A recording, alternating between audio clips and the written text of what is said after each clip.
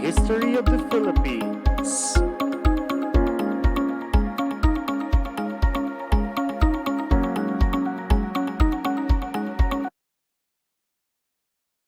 The Revolutionary Literary Period.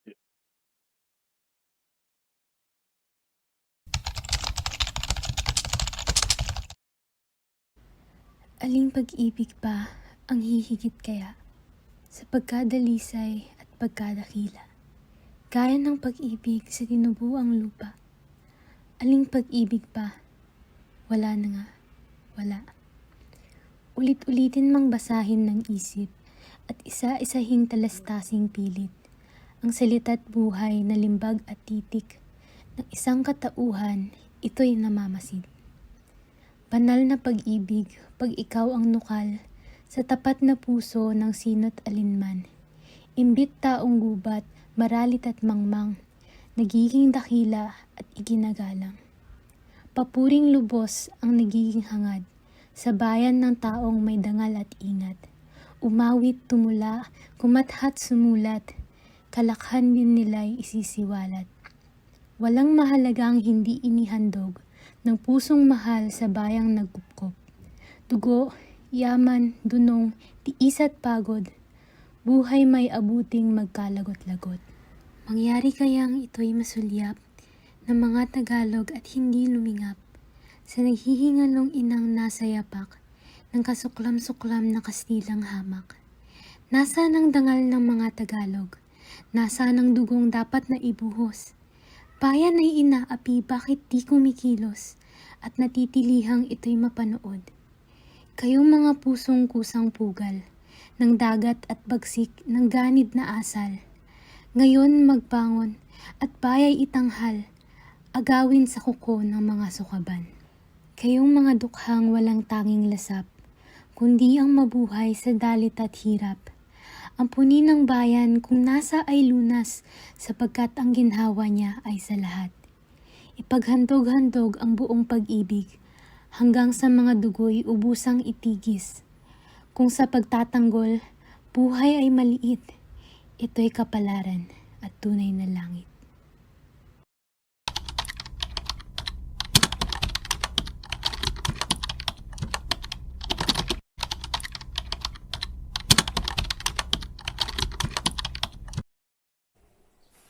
Ayan, kompleto na ba tayo lahat sa Zoom meeting? Ayan, kompleto na. Ay, mga B. Abisala mga amigo amiga. Kasi stress na ako. Teka, ayusin ko lang yung camera. Ayan. Ayan guys, tayo naman magkakagrupo sa assignment natin sa 21st century literature at ang pasahan natin ay mamayang alas 8. Kaya kailangan natin itong tapusin. Ay, oo, Ted. Di ba yun yung sa yung sa revolutionary period? Yun yung sabi ni Sir na isa sa mga pinakatumatak sa mga utak ng mga Filipino. Kasi nga, sobrang madugong panahon niya. Like, literal na madugo. To be honest, sinisimulan ko pa nga lang nagsa-search pa nga lang ako. Kaso ba't parang ang konti-konti nitong nasa internet? Pwede niyo ba akong tulungan?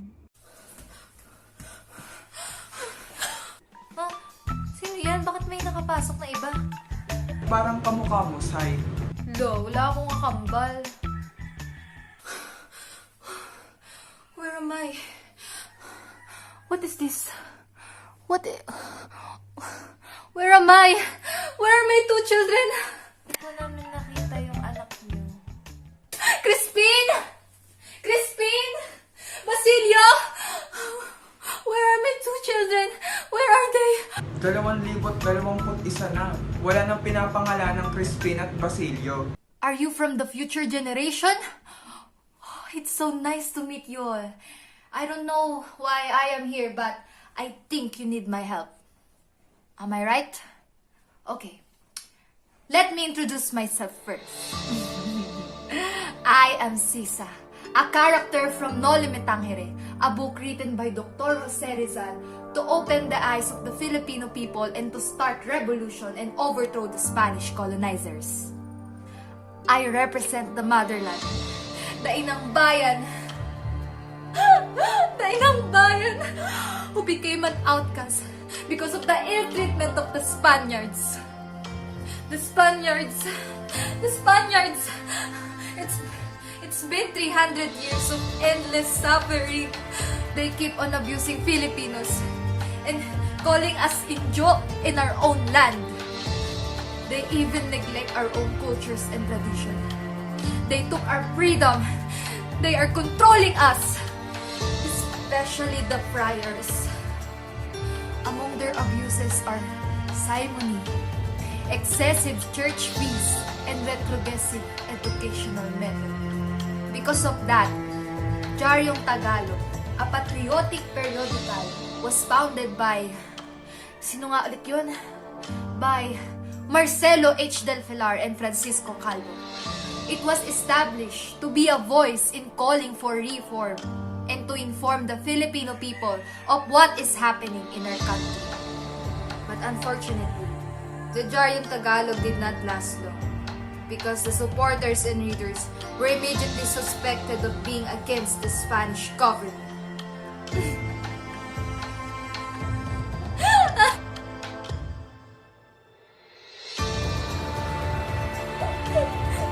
We are afraid of the Spaniards. And it took us long to have courage to fight them. And that event is about to...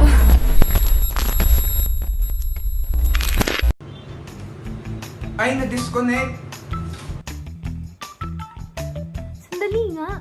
Si Sisa ba talaga yun? Mamaya prank nyo lang ako eh. Sinend nyo sa iba yung link, no?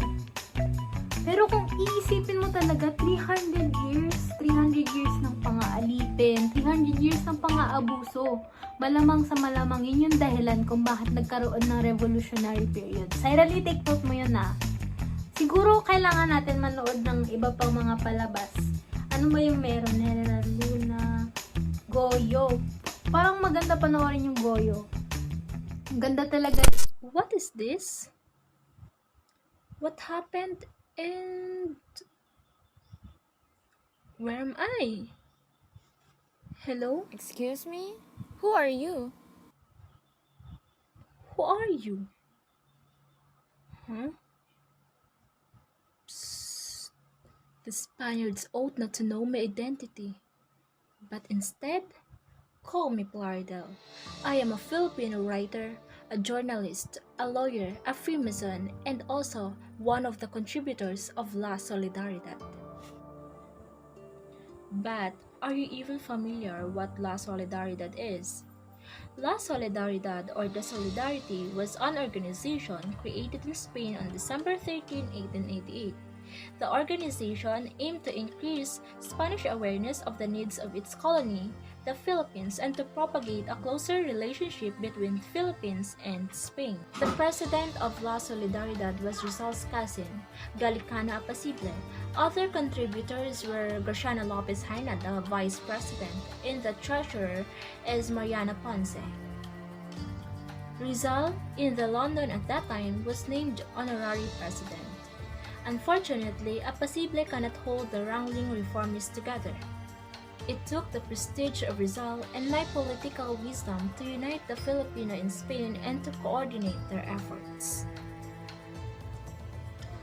February 15, 1889, we, the Filipino propagandists, were able to get together behind a new publication which is called La Solidaridad. It is a fortnightly and a bi-weekly newspaper and serves as the principal organ of the reform movement in Spain, or propaganda movement. It was founded on February 15, 1889 and existed up to November 15, 1895. Its first editor was Graciano Lopez Haina, but later on it was edited by me. La Solidaridad was a political propaganda paper with a liberal, reformist orientation dedicated to the task of fighting reaction in all forms. Oops, there's more. Have you read or are you even familiar with my work, The Sala na Tuksuhan? If not, you must try it. Give it a try. So, just to spoil you what this is all about, it was written on 1888 and was made to awaken the consciousness of the Filipino on social realities. opening their eyes to the fact that they were being tricked to whatever the friars told them to, but it was not true. This was primarily made in regards with the unrighteousness governance of the friars to the Filipinos inside the church through opposing the prayers made. One example of this is showing the abuse of power. Ang mga utos ng praile at ang ama namin construe the idea of Filipinos worshipping the friars, the Father, not God. You, all of you, wake up, seek for the truth, and fight for what is right. Wanna hear me spilling another tea? Are you familiar with Freibotad? Freibotad, meaning Big Billed Fire, was a character sketch written by Graciano Lopez Haina, epithet of 1874, about a Spanish priest who used a religion to punish and abuse others to satisfy himself with food, money, and women. He caricatured the typical friar of the day as lazy, indifferent, greedy, and lustful. The name of the friar is derived from the word hiligaynon, which means high or bigger stomach due to excessive food. We are persuaded that no sacrifices are too little to win the rights and the liberty of a nation that is oppressed by slavery. Hala, na-disconnect na naman. Grabe, yung mga sinabi niya. Mas naintindihan ko palalo yung mga ginawa ni Plaridel para sa bayan natin. Ay guys, may tanong dito. Kailangan daw nating ibigay yung tema at estilo ng mga sulatin dati. Ay, hello nga pala. What do you mean? This is supposed to be published next week. We can't delay the reform anymore. The Spaniards may be on to us. Oh, may bago na naman. Sasabihin na naman ito, what am I doing here? Where am I? Who are you? Hi, magpakilala ka na lang kaya? Ay, aba, hindi na mamansin. Hoy, magpakilala ka nga. I don't know why I should, but for your peace of mind, I will. My name is Dunong Puso. No, that is not my real name. It is dangerous for us authors to reveal our identity because the Spaniards might imprison us. Ah, kaya pala may Plaridel tapos laong-laan. Yun pala yung tinatawag nila na pen name. I am a scholar from the La Liga Filipina. It was established in 1892 derived from the La Solidaridad. Dr. Rizal gave me an opportunity to study. So in return, I chose to be part of the reform. Hala, paano reform? Di yung prepare mo kanina para sa pagsugod, ganon? No, the way we fight is not through force. Propaganda and revolutionary literature was widespread in this period. Our writings also shifted from the Spanish language to the Filipino language because our authors used it to send a message not just to the Spaniards, but also as an enlightenment to the Filipinos. We used literature as our voices. We expressed our rage and eagerness for freedom through nationalistic and patriotic themes. It may sound too serious for you, but sometimes we also use satirical styles in our writings.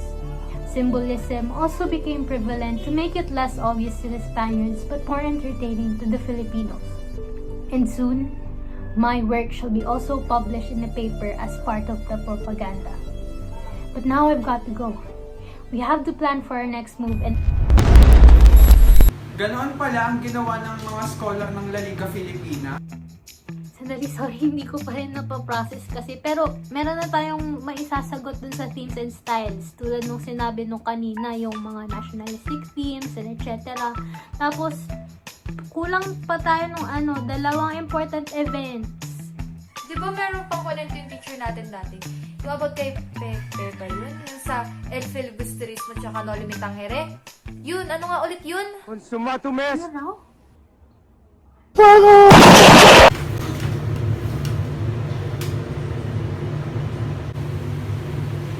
Is this what? Who are you people? What year is this? It's 2021. What? I thought it's 30th December of 1896.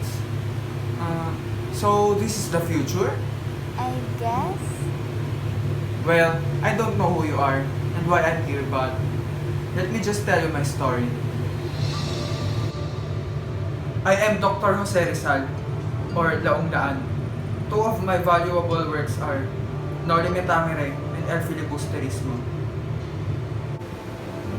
No Limitangere, from the literal meaning, touch me not. It talks about social cancer that happened in the country. It has a romantic theme and I dedicated it to motherland. The cover signifies itself a synopsis of the whole story. I include symbols upper, lower triangle, and silhouette of a Filipina. The upper triangle represents my past life. Lower triangle represents my current situations. And silhouette of a Filipina symbolizes Maria Clara, or Inang Bayan, which is I dedicate.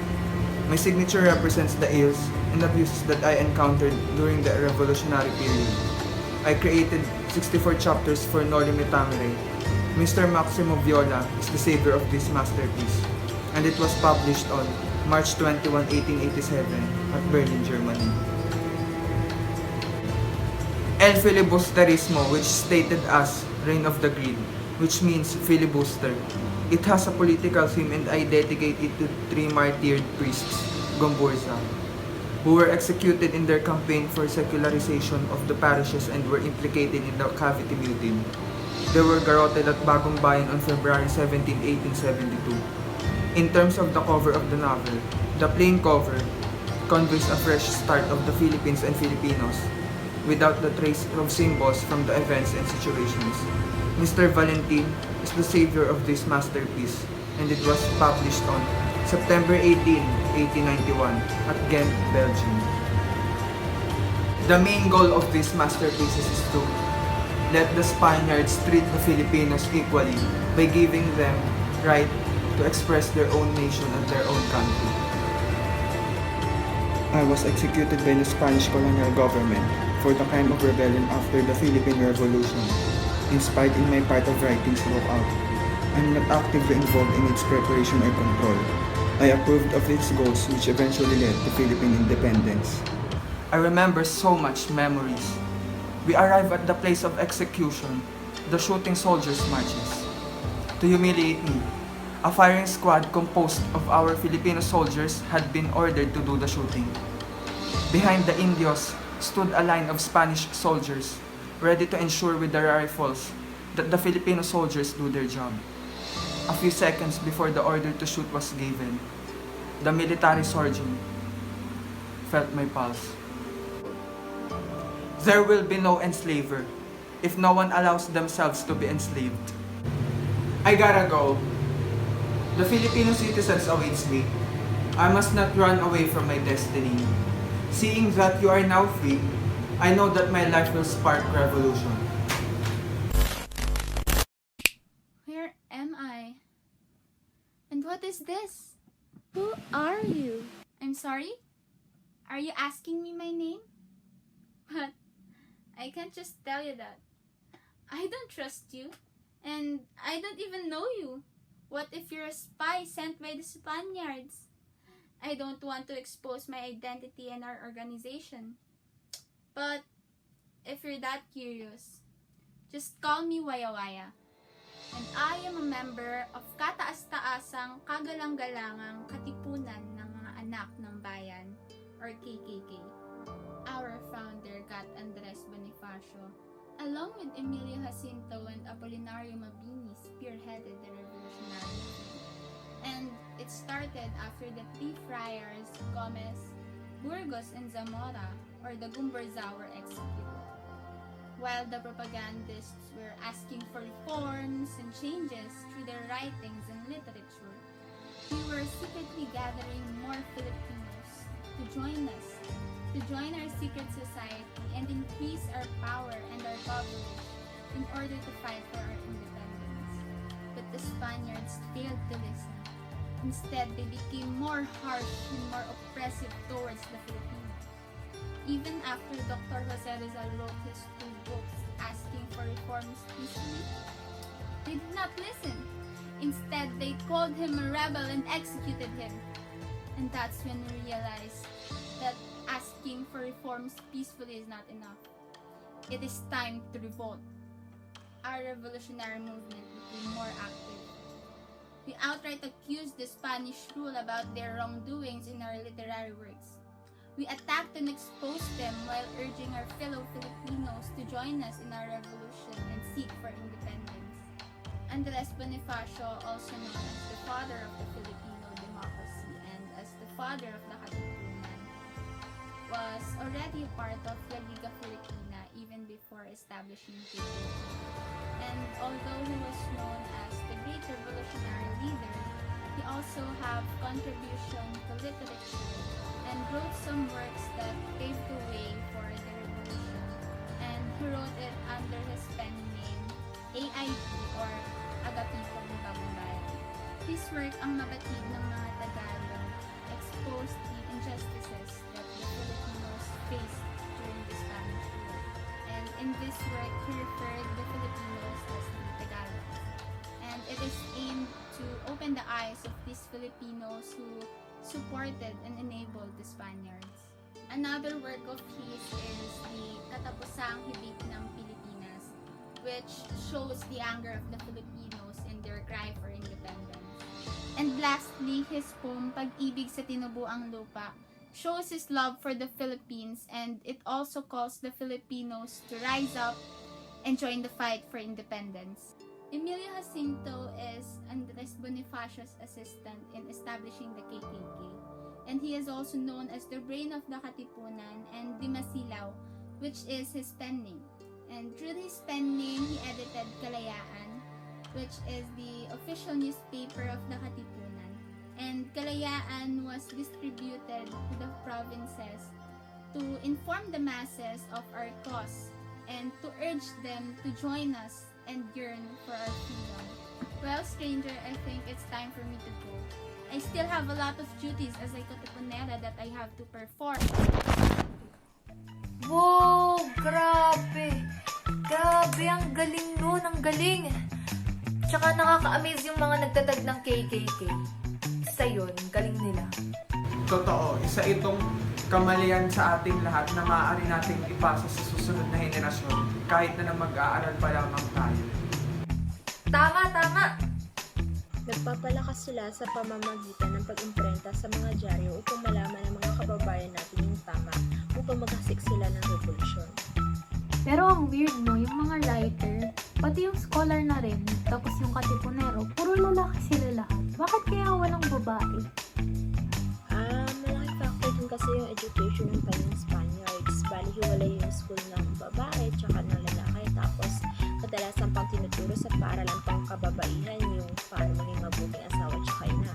Tapos, kung iisipin natin, parang na-deprive ng formal literary education yung mga kababaihan noon. Kaya pala wala akong kilalang author na babae noong time nila. Grabe, no? Isipin nyo, guys, 333 years of Spanish colonization. Grabe siguro yung mga naipong galit ng mga Filipino kaya ginusto nilang lumaya that time. Tapos isipin nyo, dahil sa galit na yun, nakapagsulat pa sila nung sinasabi ni Sisa tsaka ni Rizal na ano daw, propaganda tsaka revolutionary literature. Diba? Grabe kasi talaga. Grabe. Oo, kung ako nga rin mapupuno na ako eh. Tapos tingnan nyo. Diba nung nasimulan na siya, mas marami na yung nag-decide na magsulat ng mga daing nila. So parang naging catalyst talaga yung movement ng paglaganap ng nationalistic teams. O alam niyo ba hindi lang yan? Grabe na nakakalabot yung fact na ang daming nasulat nung election yung Coborsa pati na rin after na election si Rizal. Totoo pala talaga rin sabi ni Sir Jed na literature expresses our sentiments, advocates our ideas, and arouses labo emotions. Totoo, utak, puso at dyaryo ang nagsilbing tulay sa revolusyon. Grabe no, buti na lang talaga pinagawa ni Sir Jed ng assignment na to kasi mas lalo kong na-appreciate yung katalinuhan ng mga Pilipino. Isipin mo nag-revolusyon sila, tapos plenano nila yun lahat kasi hindi lang yun basta-basta eh. Makikita mo naman sa sequence ng events na halatang pinag-isipan talaga yung mga nangyari. Tapos maliban pa dun, nakaka-proud din malaman na yung mga bayani natin, hindi lang sila nagrevolusyon gamit ng dahas. Gumamit din sila ng literature para i-express yung thoughts, yung mga daing nila towards the current government, which is yung Spaniards dati. So balik ka tayo, no? Sige, saan ko na lang yung mga notes Sandali lamang. Dahil nasa akin ang mga brilyante, na ipagsama-sama ko na ang mga video. Grabe, taray naman ito. Sige nga, tingnan nga natin. Sandali, ito na, enable ko na. Wait lang. Ayan. Okay na. Share mo na.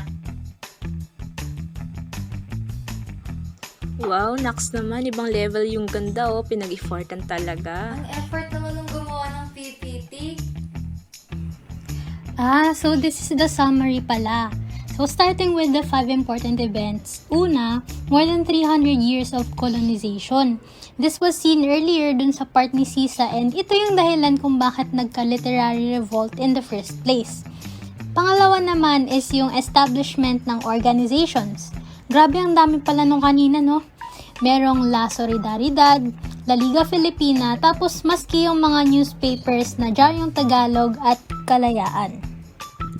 Tapos syempre yung pangatlo at pang-apat, execution ng Comborsat ni Rizal. Different events pero both executions were because of the rebellion at parehas yung nag-cause ng wave of literary revolt. At yung last naman, no known female authors kasi nga diba, most women were deprived of formal literary education in that period. Para sa tema at estilo naman, ito ang buod ng La Liga Filipina scholar kanina.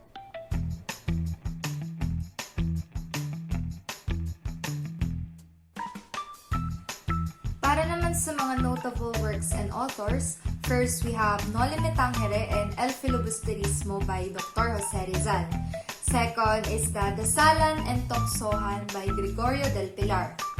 Third, Fray Butod by Graciano Lopez Haina. Fourth, Ang Dapat Mabatid ng Mga Tagalog, Katapusang Hibik ng Pilipinas, and Pag-ibig sa Tinubuang Lupa by Andres Bonifacio. And fifth is The Kalayaan, na isang newspaper dati at isa sa mga editor nito si Emilio Jacinto. Ay, antara! Iba din! Hindi mukhang kinram. Iba rin. Ang galing. O diba? Pakitang gilas talaga. Mr. Guy-joco, baka naman po. Hoy, loko-loko. Ibibigay naman ni Sir kung ano yung deserve natin. Ayan, nag-aaway na naman kayo. Sige na, tara na. Galingan na lang natin sa presentation bukas, ha? O siya, ito na. Totoo na to ah. Bye! Bye-bye!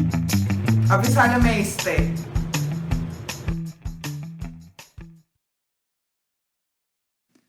Pinipintuho kong bayan ay paalam, lupang iniirog ng sikat ng araw. Mutyang mahalaga sa dagat silangan, kaluwalhatiang sa ami pumanaw. Masayang sa iyo'y aking idudulot, ang lanta kong buhay na lubhang malungkot. Maging maringal man at labis ang alindog, sa kagalingan mo ay aking ding handog.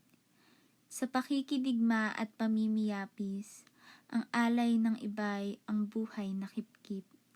Walang agam-agam, maluwag sa dibdib, matamis sa puso at di ikahahapis. Saan man mautas ay di kailangan, sipres o laurel, liryo may patungan.